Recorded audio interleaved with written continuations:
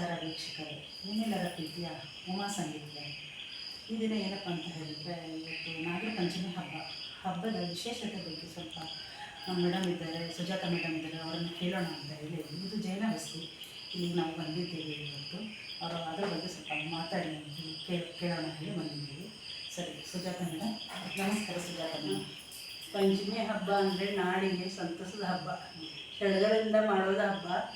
ಈ ಹಬ್ಬದಲ್ಲಿ ಪ್ರತಿಯೊಂದು ಮನೆಯಲ್ಲಿ ಉಂಡೆ ಕಟ್ಟಿ ಅರಳು ಗಿಡಗಡ್ಡಿ ಇವೆಲ್ಲ ಇದು ಮಾಡಿ ದೇವ್ರ ನೈವೇದ್ಯ ಮಾಡಿ ಇದು ಮಾಡ್ತಾರೆ. ಆಮೇಲೆ ಎಲ್ಲ ಹೆಣ್ಮಕ್ಳು ಗಂಡು ಮನೆಯಿಂದ ತವರ ಬರೋದು ಸಂತಸದಿಂದ ಆಚರಿಸೋದು ಹಬ್ಬ ಇದು. ಮನೆ ಮೇಲೆ ಜೋಕಾಲಿ ಕಟ್ತಾರೆ, ಉಯ್ಯಾಲೆ ಆಡ್ತಾರೆ. ಇದೊಂಥರ ಹಳ್ಳಿ ಊರಲ್ಲಿ ಖುಷಿ ತರೋದು ಸಂಭ್ರಮ. ಹೀಗಾಗಿ ಪಂಚಮಿ ಹಬ್ಬ ಅಂದರೆ ಎಲ್ಲರಿಗೂ ಒಂದು ಖುಷಿ ತರೋದು ಹಬ್ಬ. ಸರಿ ಮೇಡಮ್, ನಮಸ್ಕಾರ ಮೇಡಮ್. ನಮ್ಮ ಸುಮಂಗಲ ಮೇಡಮ್ ಇದ್ದಾರೆ, ಅವರು ಮಾತಾಡಬೇಕು. ಈ ಪಂಚಮಿ ಹಬ್ಬ ಅಂದರೆ ಎಲ್ಲರಿಗೂ ತುಂಬ ಸಂತೋಷದ ಹಬ್ಬ. ಏಕೆಂದರೆ ಹೆಣ್ಣು ಮಕ್ಕಳು ಒಂದು ತಿಂಗಳು ಇರ್ತಾನೆ ಹೆಣ್ಣು ಮಕ್ಕಳಿಗೆ ತವರ ಮನೆಗೆ ಹೋಗಬೇಕು ಅಂತ ಮನಸ್ಸಿನಲ್ಲಿ ಇಟ್ಟುಕೊಂಡಿರ್ತಾರೆ. ಯಾಕಂದರೆ ಅಣ್ಣ ಬರ್ತಾನೋ ಇಲ್ಲ ಕರೀಲಿಕ್ಕೆ.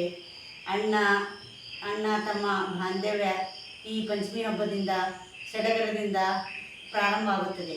ಅದಕ್ಕಾಗಿ ಹೆಣ್ಣು ಮಕ್ಕಳು ಅವರು ತವರ ಮನೆಗೆ ಬಂದು ಉಂಡಿ ಎಲ್ಲ ಹುತ್ತಕ್ಕೆ ಹಾಲು ಹಾಕಲು ಖುಷಿ ಸಂತೋಷ, ಅವರಿಗೆ ಸಂಭ್ರಮ.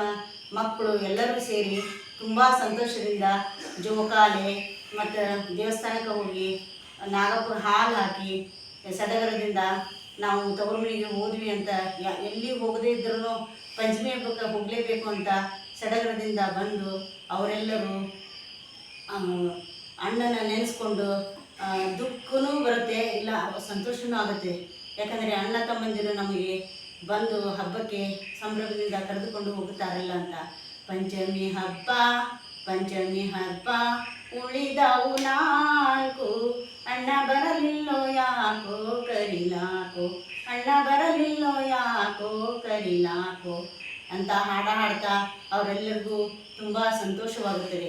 ಇಷ್ಟು ನನಗೆ ಉಮಾ ಸಂಗೀತಗಾರ ಅವರು ಮಾತನಾಡಲು ಈ ಹಬ್ಬದ ಸಂಭ್ರಮಕ್ಕೆ ತುಂಬ ಧನ್ಯವಾದಗಳು.